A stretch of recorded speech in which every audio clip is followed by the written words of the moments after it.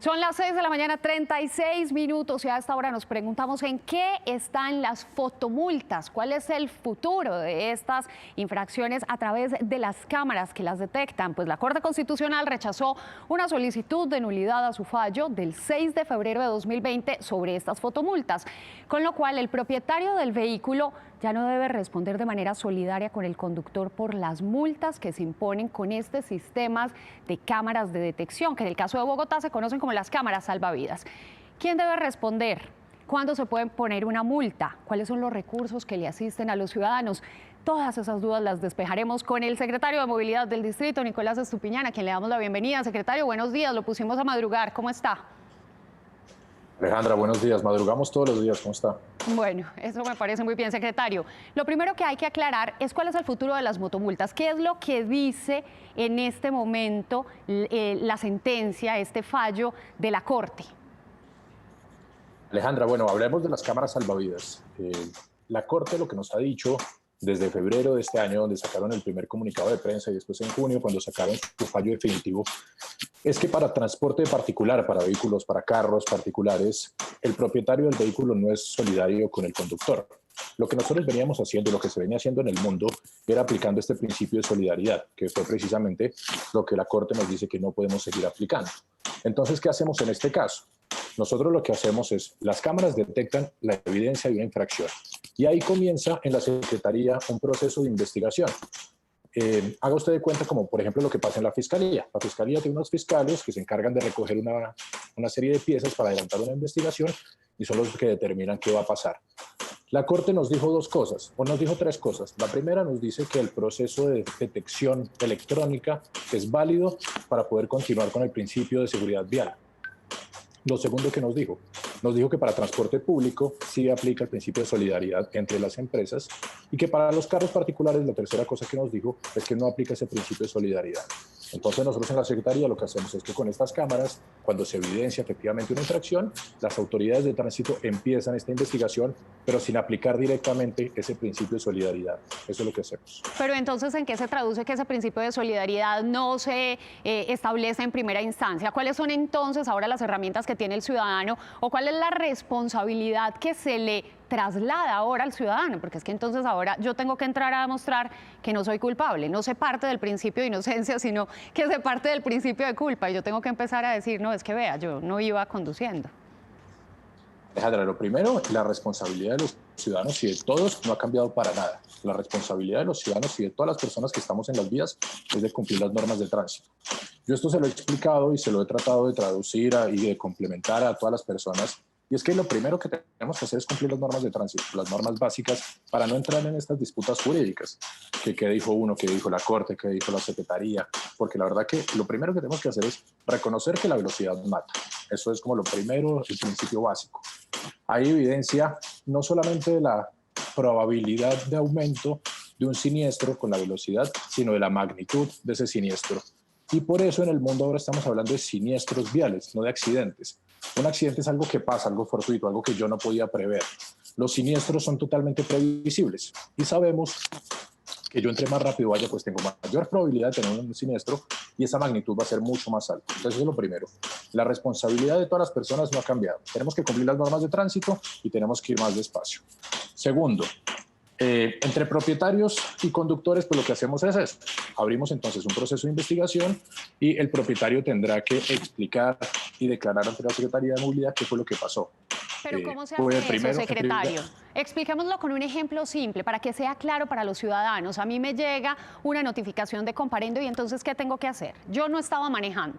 ¿Qué tengo que hacer? Usted no estaba manejando, lo primero que tiene que hacer es esperar a que le llegue pues, esa fotodetección a su casa. Nosotros lo que hacemos es obviamente contra el Registro Unificado Nacional de Transporte, que es el RUNT. Contra esa base de datos es que informamos todos estos comparendos o inicios de comparendos. Y entonces la persona a la cual se le notifica que hubo una infracción tiene que acercarse a la Secretaría de Movilidad y decir, yo no era la persona que iba manejando. ¿Sí? En ese momento, entonces, como le digo, la autoridad de tránsito, que es como el equivalente al que se encarga de esta investigación, pues deberá entonces recoger pruebas adicionales y poder determinar qué fue lo que pasó en ese momento.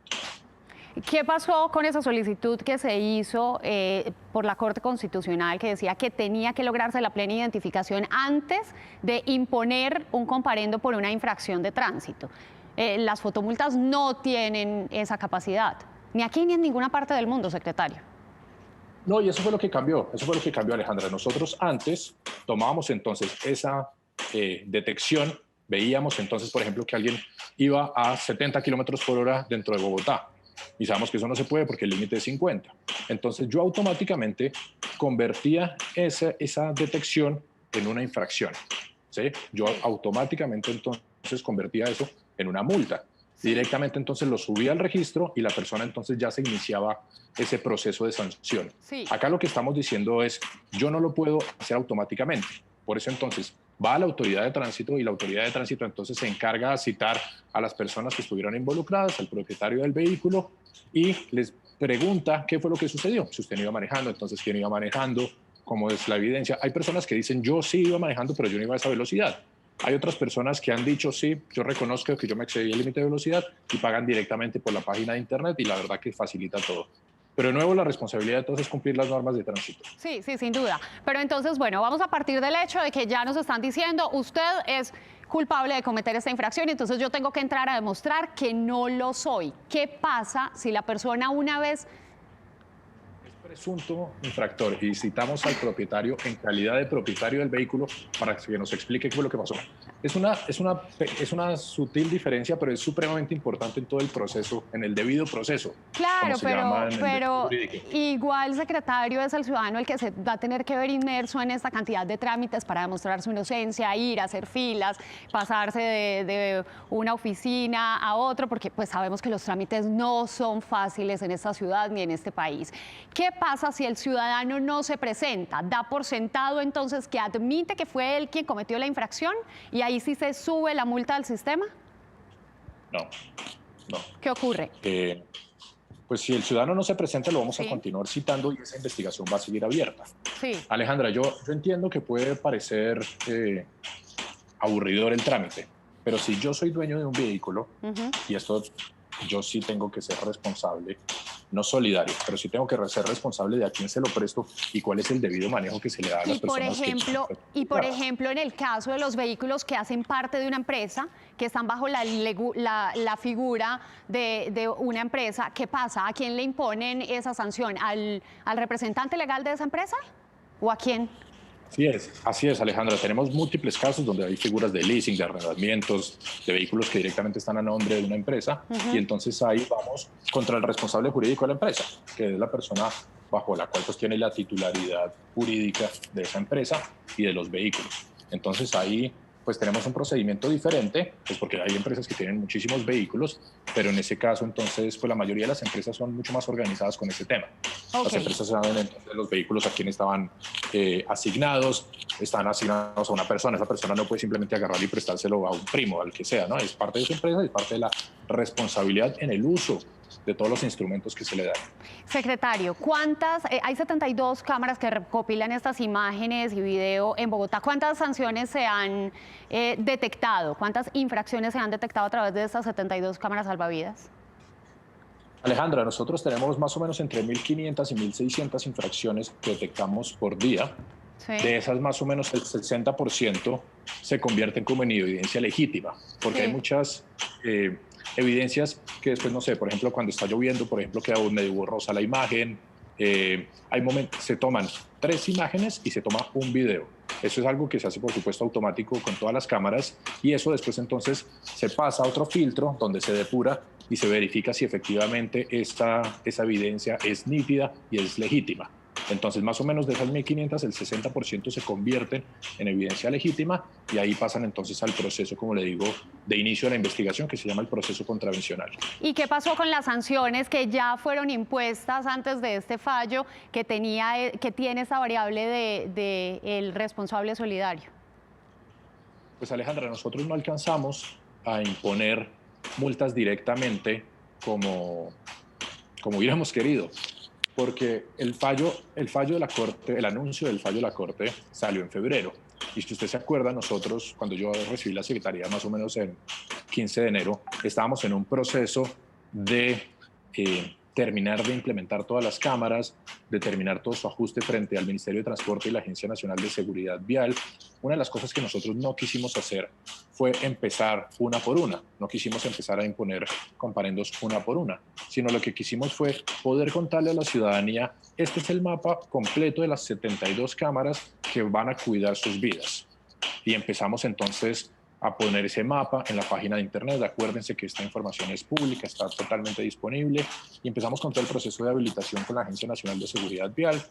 Y más o menos en marzo, pues ustedes se acordarán perfectamente, empezó el inicio de la cuarentena, y entonces dilatamos un poco este proceso, pero luego entonces ya con el anuncio del fallo de la Corte y el 5 de junio que sale el fallo de la Corte definitiva, es cuando empezamos nosotros a ajustar este debido proceso.